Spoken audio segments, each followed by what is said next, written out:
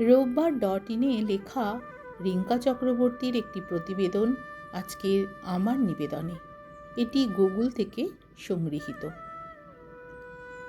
রাহুল, দেরি করেও তোমার লেখা আর এসে পৌঁছবে না। কিছু মানুষ চুপচাপ আমাদের জীবনে ঢুকে পড়ে, তারপর একটা সময় বুঝি তারা কতটা জায়গা দখল করেছিল। রাহুলও তেমনি।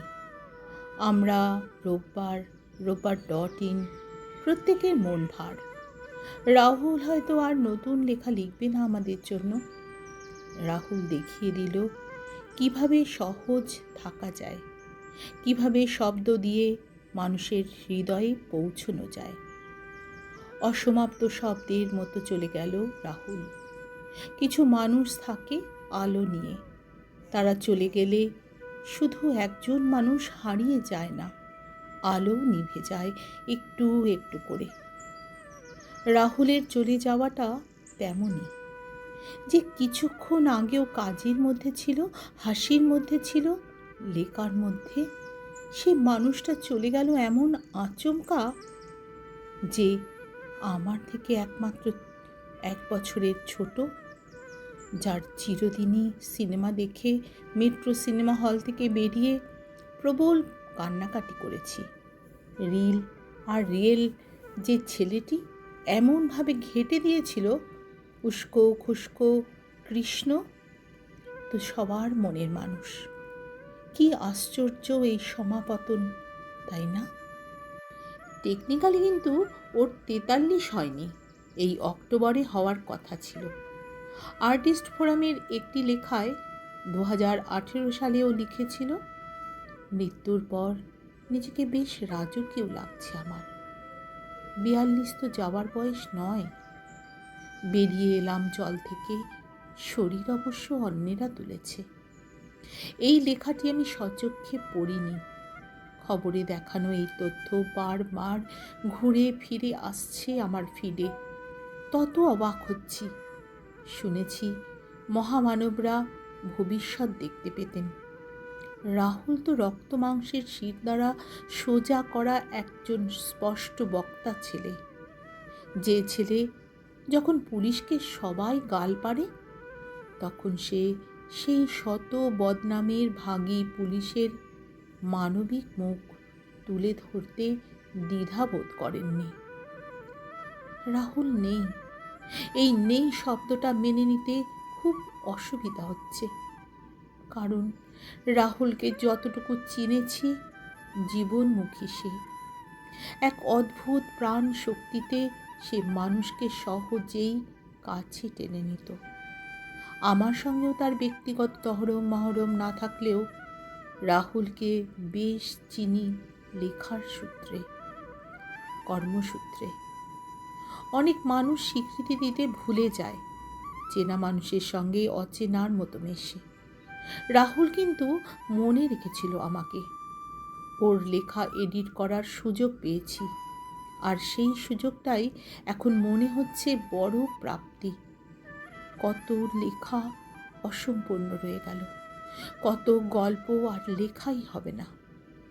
সহজ বাক্যের মধ্যে লুকিয়ে থাকা সেই শক্তিশালী লেখাগুলোকে আর নতুন করে পাবো না আমরা। রাহুলকে প্রথমবার আমি দেখেছিলাম আমাদের দপ্তরে, রোববারের গোড়ার দিকে সেই ছোট্ট ঘরে। সেখানে গাদাগাদি করে আমরা কজন বসতাম।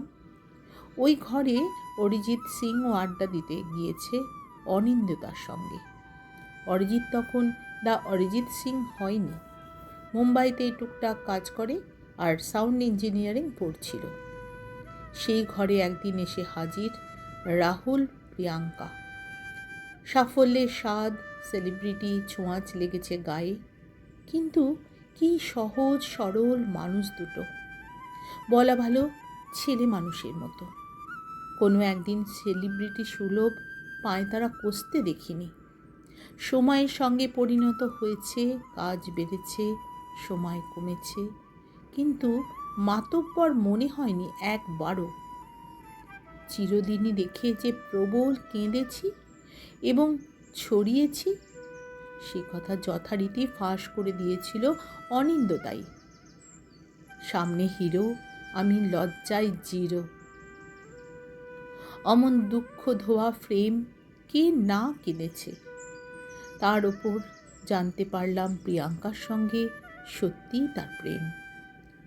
মুখ মনের আয়না, তাই সেই মুখ লুকিয়ে সেখান থেকে কাট। রাহুল যে ভালো লেখে সেটা জেনেছি অনেক পরে। রোববারে যখন একটা দুটো কভার স্টোরি লেখা শুরু করলো, তারপর শুরু হলো কলাম, কলোনি, কল্লোলিনী। রাহুল আসলে ভালো লিখত না, ভালো ভাবা প্র্যাকটিস করত। যে মানুষের অন্তরটা শুদ্ধ সোজা, তার লেখা তত বেশি মন ছোঁয়। লেখার মধ্যে কোনো ভারী শব্দ থাকতো না, অথচ কি গহীন। কিন্তু এই লেখা পেতে কাল ঘাম ছুটে যেত।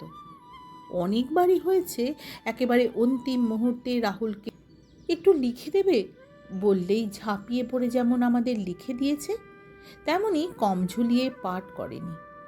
কলাম যখন শুরু হলো, প্রথম প্রথম যেন সময়ের চেয়ে এগিয়ে।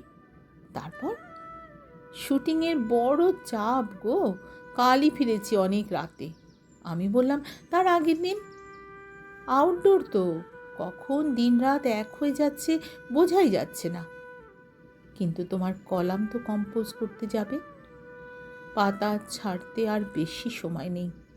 এই দিচ্ছি, একটু অ্যাডজাস্ট করে নাও প্লিজ। কি আর উপায় অ্যাডজাস্ট করা ছাড়া? রাগ হতো খুব। তার মধ্যে হাতের লেখা বাবারে বাবা, জড়িয়ে মরিয়ে কি যে লিখত। রাজুদা আর বিদ্যুৎদাই ছিল উদ্ধারকর্তা। লেখা এডিট করার পর সব রাগ গলে জল হয়ে যেত। এত বকাঝকা করতাম, নিজেকে লোন রিকভারি এজেন্ট মনে হতো। তারপরেও ভেবেছি এই অপেক্ষা সার্থক। যত ব্যস্তই থাক, লেখার মেজাজ চাপলে রাহুল অন্য মানুষ।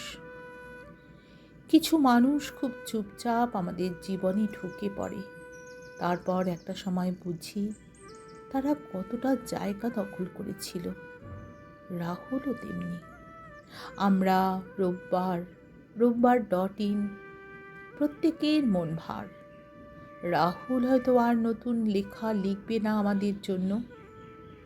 রাহুল দেখিয়ে দিল কিভাবে সহজ থাকা যায়, কিভাবে শব্দ দিয়ে মানুষের হৃদয়ে পৌঁছানো যায়। জীবন বড় অদ্ভুত এই জীবন।